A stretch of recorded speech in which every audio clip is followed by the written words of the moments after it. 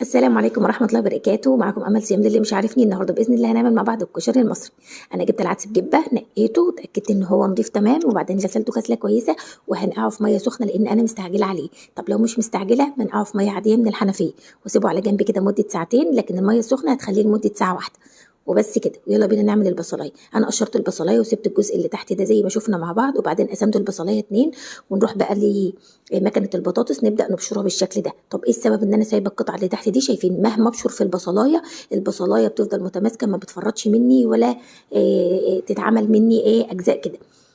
فده بيخليني احافظ عليها على تماسكها واقدر اعملها. حد هيقول لي ما عنديش مكنه البطاطس، ممكن تجيبي القشاره دي بالشكل ده وتقسمي برده البصلايه اتنين وتبداي تقطعيها. المهم ان البصلايه كلها تبقى شرايح رفيعه كلها سمك واحد عشان تتحمر كلها مع بعض. وجبت معلقه سكر وشويه دقيق وشويه نشا وهقلبهم كويس قوي مع البصلايه. سكر على البصل، ايوه السكر على البصل هيخلي البصلايه بتاعتك طعمها حلو ومسكر.